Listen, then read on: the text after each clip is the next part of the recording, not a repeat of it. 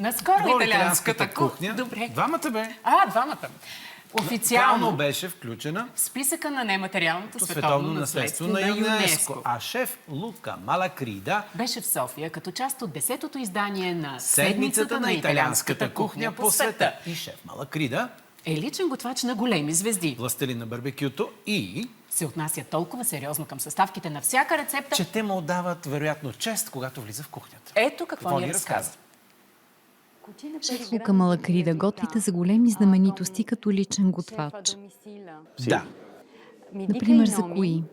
Някои имена не мога да кажа от конфиденциалност и заради професионална етика, защото съм работил за много важни световни личности на едно много високо ниво.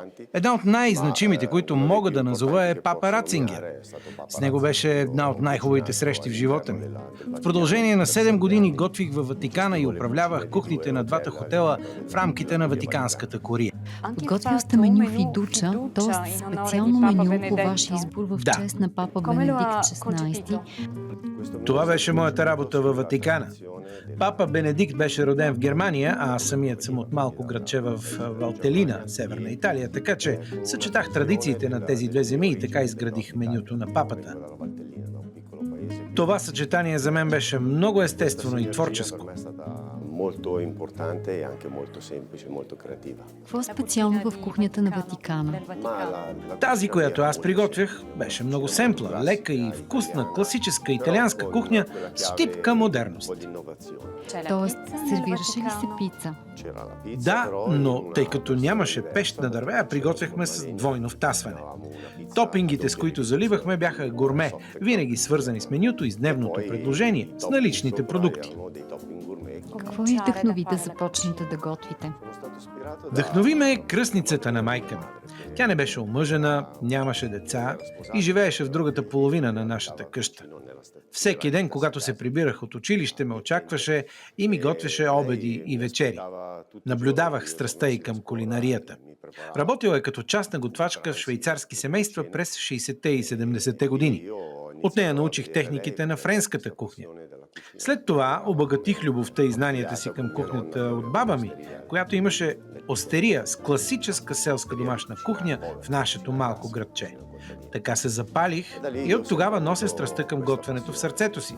Тази година стават 31 години, откакто работя в кухнята и пътувам по света. Вие сте капитан на... Бях капитан на националния отбор на Италианската професионална асоциация на готвачите до 2022 година. Това беше важна роля, защото обучавах млади готвачи. Стремях се да ги запаля и да ги вдъхновя, за да влязат в този свят. Не само заради финансови стимули или заради шоуто, а защото това е работа, която може да се върши само с любов. Нашата професия е свързана с много ограничения, стрес и отнема много време. Налага се да се откажем от хобита, от личния ни живот. За мен беше чудесно, защото тренирах отбор от младежи, с които най-вече пътувахме в чужбина, за да представяме Made in Italy, истинската класическа италианска кухня, но винаги с нотка иновация и модерност. След няколко години се отказах от поста, за да дам пространство и възможност за изява на по-младите. Аз вече съм на 45 години, но започнах на 37. Беше прекрасно преживяване, защото ми отвори един свят. И професионален, и личен. А кои са най-важните принципи на обучителната платформа и кулинарния гид Гамберо Росо? В Гамберо Росо водя обучение за младежи, които искат да навлязат в професията.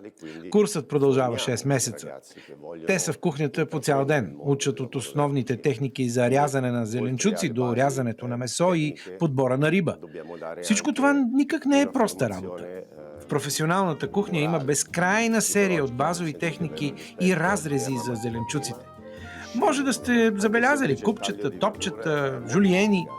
Заедно с това обаче преподаваме и уважение към продукта, стремежа да избираш качествена суровина, по възможност местна, и създаваме отношение към това да се учиш, всеки ден да се стремиш да се усъвършенстваш и да търсиш нови стилове.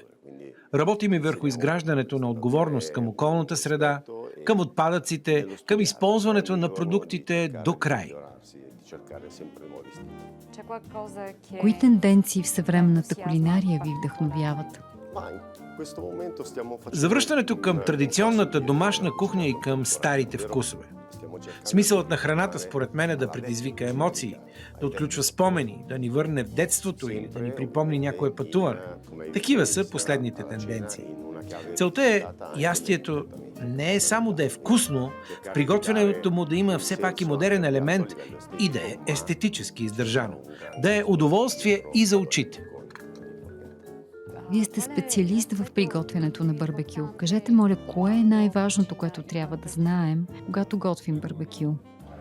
Температурата, това е най-важното. Дървото трябва първо да се загрее бавно, след това да се повиши температурата до много висока. Но най-важното е месото, което поставяте на скарата, да бъде на стайна температура, а не студено. Ако сложите на грила студено месо направо от хладилника, няма да може да изпечете вътрешността му. Оставете го да се отпусне поне 10 минути на стайна температура, преди да го печете. А това важи и за рибата. Колко часа работите в кухнята? Средно по 13-15 часа на ден, но не защото работата го изисква, а защото страстта да бъда в кухнята, да търся и да откривам нови неща ме държи. Известно е, че вашата професия е тежка. Какво си казвате в трудните дни, за да продължите? Започнах да работя в кухнята, когато бях на 14.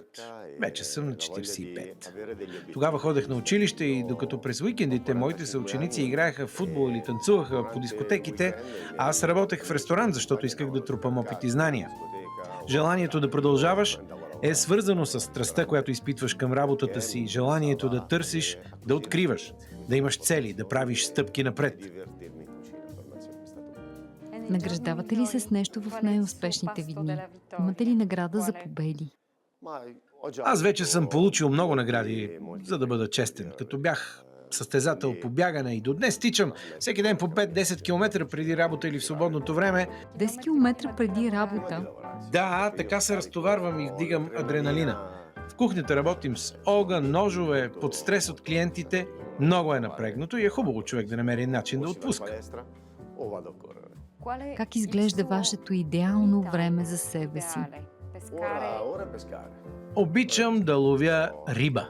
Имам и 2 деца и в свободното ми време ги водя на риболов. Така си почиваме. Свързваме се с природата, откъсваме се от града и стреса, защото Рим през последните години е много хаотичен. Прекрасен е за тези, които го посещават. Като музей, като град под открито небе, всеки ъгъл разказва история. Но аз, който живея и работя там всеки ден, трябва да излизам. Просто трябва да бягам. Ако имахте вълшебна пръчица, за да осъществите следващото си голямо кулинарно приключение, без ограничения в бюджета, какво бихте си пожелали да е то? Бих отворил малък ресторант. На остров, насред морето, на спокойно, красиво място, където мога да работя в комфортна, топла, тиха, много лежерна среда. Едно малко ресторантче. 40 места, не повече. Абсолютно не повече. С Мишлен звезда. Гурме, но нормално. С класическа кухня, с красиви ястия, изработени и поднесени с внимание към детайла.